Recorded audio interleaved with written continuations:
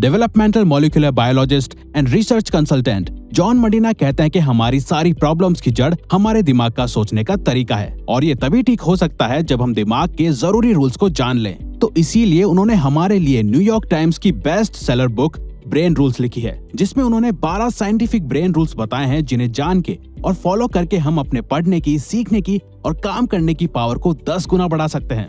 चाहे आप एक बिजनेसमैन हो या जॉब वर्किंग हो, स्टूडेंट हो या इवन टीचर, ये 12 तरीके आपकी परफॉर्मेंस नेक्स्ट लेवल पे ले जाएंगे और डेली लाइफ में आपके लिए चीजें आसान करके आपकी लाइफ को, आपको और आपके ब्रेन को पहले से बेहतर और स्मार्ट बनाएंगे। तो आइए जानते हैं वो 12 रूल्स। रूल नंबर 1, हम इंसानों का दिमाग एक सर्वाइवल ऑर्गन है जो समय के साथ इवॉल्व हुआ है। हम इंसानों के इवॉल्व यानी कि विकसित होने के साथ ही हमारे सोचने का तरीका और सर्वाइवल की टेक्निक्स भी पहले से इवॉल्व और अलग हुई हैं। चाहे हम इस वर्ल्ड में सबसे ताकतवर ना हो, लेकिन हमने वक्त के साथ सबसे ज्यादा स्ट्रॉन्गेस्ट ब्रेन डेवलप किया है और यही हमारे सर्वाइवल का भी रीजन है, चाहे फिर वो हमारी हिस्ट्री हो या हमारा आज। हमारा एक्शंस को एनालाइज करना और जिंदा रहने के लिए दूसरे इंसानों के साथ कोऑपरेट करना ही हमारी हजारों सालों से सर्वाइवल स्ट्रेटजी रही है, ताकि हमें सर्वाइव करने के लिए मदद मिले और जिंदा रहने के लिए कि हम अपने जीन्स को आगे भी बढ़ा सकें। और अगर हमारा एनवायरनमेंट और आसपास के लोग हमारे गोल्स को सपोर्ट करते हैं तो हमारी प्रोडक्टिविटी और क्रिएटिविटी भी बूस्ट होती है। लेकिन अगर हमारे यही रिलेशंस, कनेक्शंस और अंडरस्टैंडिंग दूसरे लोगों के साथ सही ना हो तो वो ग्रुप और एनवायरनमेंट हमारे ब्रेन और हमारी लाइफ दोनों को बेकार बना देता है और यही चीज हमारी वक्त से पहले डेथ का भी रीजन बन सकती है। तो सिर्फ स्ट्रॉन्गेस्ट ब्रेन सर्वाइव करते हैं, ना कि strongest bodies. Rule number 2, exercise करना हमारे ब्रेन की पावर को बढ़ाता है। रिसर्चर्स ने 2 तरीके की पॉपुलेशन पे एक स्टडी की जो एक दूसरे से अलग लाइफस्टाइल जीते थे। ग्रुप ए में वो लोग थे जो रोजाना फिजिकल एक्सरसाइज करते थे और हाईली एक्टिव रहते थे, और वहीं दूसरी तरफ ग्रुप बी में वो लोग थे जो कोई भी फिजिकल एक्सरसाइज या एक्टिविटीज नहीं करते थे। तो रिसर्चर्स ने पाया कि ग्रुप ए का कॉग्निटिव स्कोर ज्यादा था ग्रुप बी के मुकाबले। वैसे तो हमारा ब्रेन रोज 19 किलोमीटर चलने के लिए बना है, लेकिन अगर हम हफ्ते में 2 से 3 दिन 30 मिनट भी कोई फिजिकल एक्सरसाइज करें तो हम अपने दिमाग की एनर्जी को बढ़ा के सोचने और सीखने की पावर को बढ़ा सकते हैं, क्योंकि एक्सरसाइज ब्रेन में ब्लड पहुंचाती है और फिर वही ब्लड एनर्जी ग्लूकोज की मदद से ब्रेन में टॉक्सिक सेल्स को खत्म करती है, ताकि ऑक्सीजन का फ्लो हमारे ब्रेन से ब्रेन फॉग और थिंकिंग ब्लॉक क्लियर कर सके। साथ ही ब्रेन में ज्यादा न्यूरॉन्स पहुंच सके और वो न्यूरॉन्स हमारी क्रिएटिविटी और मेंटल शार्पनेस को बढ़ा सके। रूल नंबर 3, अच्छी नींद हमारी सोच को सही और प्रोडक्टिव बनाती है। प्रॉपर स्लीप ना मिलने के कारण ब्रेन हमारे फोकस करने की power, brain functions, memory, mood और इवन लॉजिकल थिंकिंग को भी वक्त के साथ डैमेज करता जाता है। एक स्टडी में ये तक पता चला कि सिर्फ 26 मिनट स्लीप नैप लेने से नासा के पायलट्स की परफॉर्मेंस 34% तक बढ़ गई थी। तो अगर आप भी दिन भर थका हुआ फील करते हो या दोपहर में आपके सोने का मन करता है तो ये कॉमन है, क्योंकि दोपहर 3 बजे के आसपास दिमाग में बायोकेमिकल्स के बीच एक जंग चल रही होती है, जिसमें एक तरफ जगे रहने की कोशिश होती है तो दूसरी तरफ सोने का मन करता है। तो उस वक्त अगर पॉसिबल हो तो हमें कुछ देर की झपकी जरूर लेनी चाहिए। डॉक्टर मरीना का कहना है कि असल में हमारा ब्रेन सोने के दौरान भी रेस्ट नहीं कर रहा होता, वो दिन भर की इंफॉर्मेशन को प्रोसेस और चीजें लर्न कर रहा होता है। लेकिन हमारे लिए प्रॉपर स्लीप और नैप्स लेना बहुत जरूरी है एक प्रोडक्टिव माइंड के लिए। रूल नंबर 4, हमेशा चिंता करना हमारी लर्निंग एबिलिटी और दिमाग दोनों को डैमेज करता है। हमारा ब्रेन लगभग सिर्फ 30 सेकंड्स तक चलने वाले स्ट्रेस से निपटने के लिए ही बना है, ज्यादा लंबे समय तक रहने वाले स्ट्रेस के लिए नहीं, क्योंकि ज्यादा स्ट्रेस लेना हमारे ब्रेन की ब्लड वेसल्स को खराब कर देता है और इसके कारण हमें हार्ट अटैक भी आ सकता है। अगर आपको घर में, क्लास में या जॉब में आपको रोजाना काफी ज्यादा स्ट्रेस एक्सपीरियंस करना पड़ता है तो यही स्ट्रेस आपके लाइफ में सक्सेसफुल होने के चांसेस को भी इफेक्ट करता है।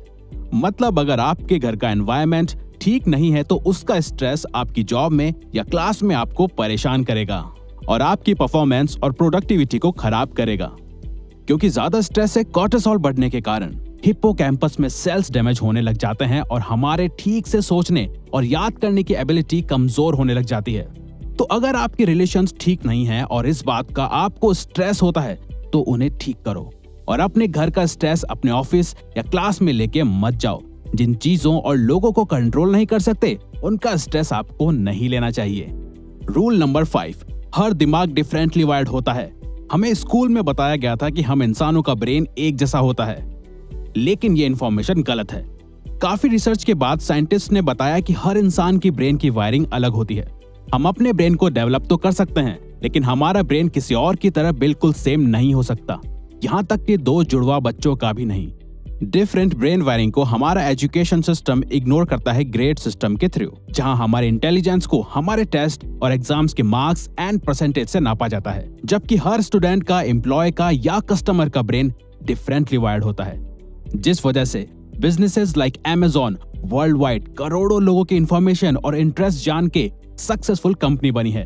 तभी अगर हम सिर्फ एक बार किसी प्रोडक्ट को Amazon या कोई और साइट में सिर्फ देखते हैं, तो फिर वो प्रोडक्ट हमारे सारे सोशल मीडिया प्लेटफॉर्म में हमें दिखाई देता है। रूल नंबर 6, हम इंसान बोरिंग चीजों पे ध्यान नहीं देते। हम सिर्फ उन्हीं चीजों पे ध्यान देते हैं जिनके पीछे हमारा इंटरेस्ट, प्रॉफिट, इमोशन या कल्चर जुड़ा हुआ हो। इस बात से फर्क नहीं पड़ता कि आप कौन हो, आपका ब्रेन कॉन्शियसली या सबकॉन्शियसली इन क्वेश्चंस पे फोकस करता है। जैसे, क्या मैं ये खा सकता हूँ? क्या ये मुझे खा सकता है? क्या मैं इससे रिलेशन बना सकता हूँ? या क्या मैंने इसे देखा है? और इंटरेस्ट या रीजन ढूंढता है। ब्रेन मल्टीटास्किंग के लिए नहीं बना, लेकिन फिर भी ऑफिसेज और स्कूल्स मल्टीटास्किंग करना एनकरेज करते हैं।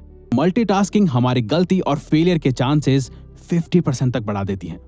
रूल नंबर 7, हमें कुछ भी सीखने के लिए या याद रखने के लिए इंफॉर्मेशन को रिपीट करना चाहिए। हमारा ब्रेन कुछ इंपॉर्टेंट इंफॉर्मेशन को ही ज्यादा देर तक स्टोर करके रखता है, बाकी की अनइम्पोर्टेंट चीजों को हमारी शॉर्ट टर्म मेमोरी इरेज करना शुरू कर देती है।